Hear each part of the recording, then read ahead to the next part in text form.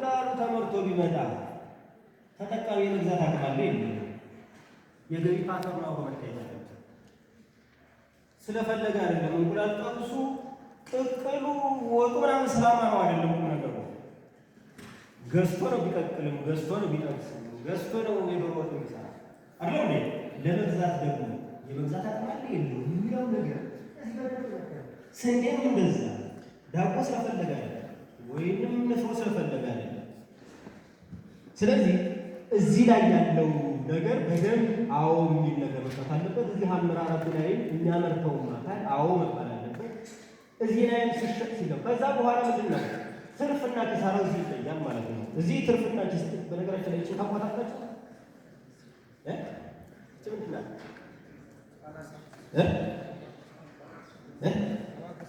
አባከስናት የድሮ ተማሪ ይለያታል። እናንተ በካራምቡላ ለማመጣት ግን ትለያታል። በካራምቡላ ማለት ስለዚህ እቺ አፓራተስ ትባላለች። የልጆች የመደመር መቀነስ የምናስተምርባት ዶሮ እኛም ተመረጥባታል። እናንተ እንኳን ሰምት ወርቋል ምርቷም ቀርታለች በነገራችን። ስለዚህ እቺ ትርፍና ኪሳራ ናታየን። እቺ ትርፍና ኪሳራ የሚለያል። ይሄ ትርፍና ኪሳራ በአዋጭነት ጥናት ጊዜ ከፋይናንስ አንጻር ብቻ ነው። ከፋይናንስ አንጻር ብቻ ነው። ከቴክኒካሊ በደንብ መታየት አለበት። ከፋይናንስም ከወጪም ከገቢም አንጻር ከኢኮኖሚ ፖይንት ኦፍ ቪው ያሉ በተለይ ሰፋፊ የሆኑ ነገሮች ለኢኮኖሚ ምንድን ነው የሚያበረክተው ነገር ታክስ በመክፈል ሊሆን ይችላል። የስራ ዕድል በመፍጠር ሊሆን ይችላል። የአካባቢውን ማህበረሰብ አርባናይዜሽንን በማምጣት ሊሆን ይችላል። ከማህበሩ ከሚያገኛት ኳንቲቴቲቭ ከሆነችው ወይንም ይሄ ትርፍ ወይንም ዲቪደንድ ከምንለው ባሻገር ለማህበረሰቡና ለኢኮኖሚ የሚያበረክተው አስተዋጽኦ አብሮ በኢኮኖሚክ አናሊሲስ አካባቢው ሰላም ካልሆነ መሸጥ መንቀሳቀስ እንችላለን።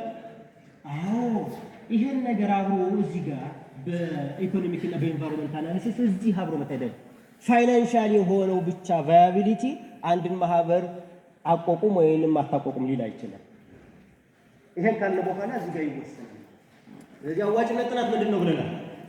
ያንድን ነገር ቫያቢሊቲ መወሰን ነው አይደል? እናደርገው ወይንም አናደርገው የሚለው ነገር እንደማይያዝ ነገር ነው። ስለዚህ የአዋጭነት ጥናት ኦልሞስት እነዚህን የሚያካትት ስለሆነ አዋጭነት ጥናት እንለዋለን። በእናንተ አካባቢ ደግሞ የሚሰራው ራሳችሁ ማለት ነው። የአዋጭነት ጥናት ፎርሟን ብቻ ሞልታችሁ ስራውን እንደምን አይነት ይሄ ትምህርትናለው ስለዚህ አዋጭነት ጥናት የሚባለው ነገር የካደረገው ስኬታማ የሆነውን ግል ለመወሰን የሚያስችሉ ሁሉም ወሳኝ ጉዳዮች እነማን ናቸው ብለናል? ቴክኒካል አናሊሲስ፣ ማርኬት አናሊሲስ፣ ፋይናንሻል አናሊሲስ፣ ኢኮኖሚክ አናሊሲስ፣ ኢንቫይሮንመንታል አናሊሲስ፣ ኦርጋናይዜሽናል አናሊሲስ። እነዚህ ሁሉ ቫያብል መሆናቸው የምንመለከትበት ነው። ይሄ ካልሆነ የወረቀት ጋጋታ ነው የሚሆነው ማለት ነው። የወረቀት ጋጋታ። ስለዚህ የአዋጭነት ጥናት ሰነድ እዚህ እንደምታዩት እነዚህን ነገሮች ይመለከታል።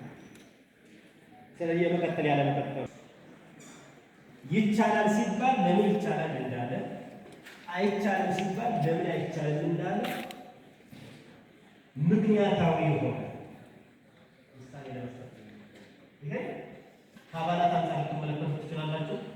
ከቦርዱ አንጻር ልትመለከቱ፣ ከስራ አስኪያጅ አንጻር ልትመለከቱ፣ እስከ ታች እስከ ማህበረሰብ ተጠቃሚነት ውሳኔ ሰጪዎቹ ቅድም እንዳልኩት ውሳኔያቸውን ትርጉም ባለው መንገድ ለማስተላለፍ ጥናት ደረጃዎች አሉ። የአዋጭነት ጥናት ደረጃዎች ሁለት ናቸው። የመጀመሪያው ፕሪፊዚቢሊቲ ስተዲ የምንለው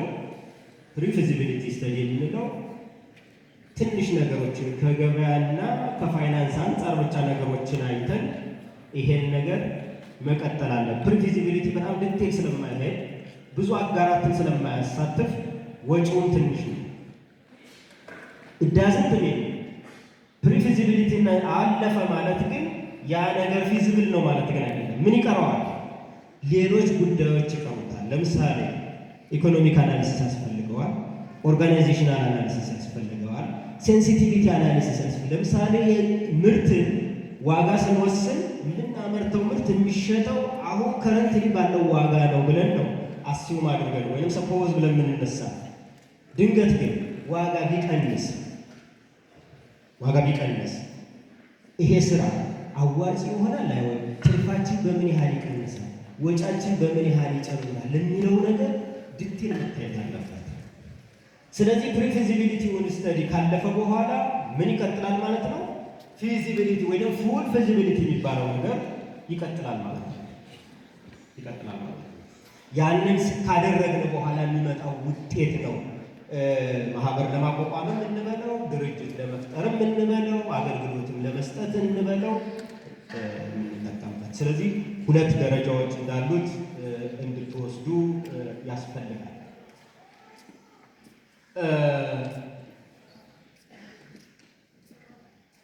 እንግዲህ አካሄዱ ቅድም በስዕል ስላሳየኋችሁ ነው እንደፈልፍ የምለው እንጂ ይሄ አሁን የሚያወራን ነገር በሙሉ ቴክኒካል አናሊሲስ ምን ነገሮች ላይ ያተኩራል፣ ማርኬት አናሊሲስ ምን ነገሮች ያተኩራል፣ ፋይናንሻል አናሊሲስ ምን ነገሮች ያተኩራል የሚለውን ነገር እስከ ሶርስ ኦፍ ፋይናንስ እየተመለከተ ፋይናንስንም ስንመለከት እስከ ሪፖርቶቹ ድረስ።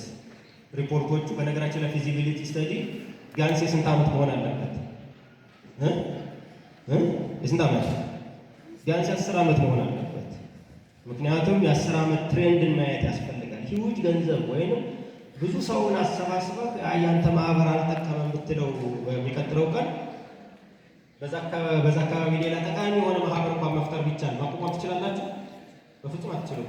ያን ማህበር እንኳን እንዲህ አድርገህ ፈጥረህ ነው እንዲህ አደረግከን እያለ ኤክስቴንሽን ቶታሊ ይዛባል። ስለዚህ ቢያንስ የ10 ዓመትን ትሬንድ ማለት ፎርካስት ሊኖር ይገባል።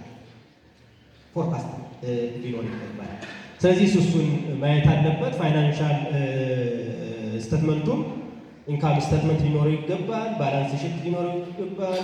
ካሽ ፍሎው ስቴትመንቱም ሊኖረው ይገባል። የሚመጣው ገቢ የምናወጣውን ወጪ ሊሸፍን ይችላል አይችልም፣ እንዲህ የሚለውን ጭምር የፈለገ ቢሸጥ የፈለገ ገንዘብ ቢመጣ ፋይናንሻል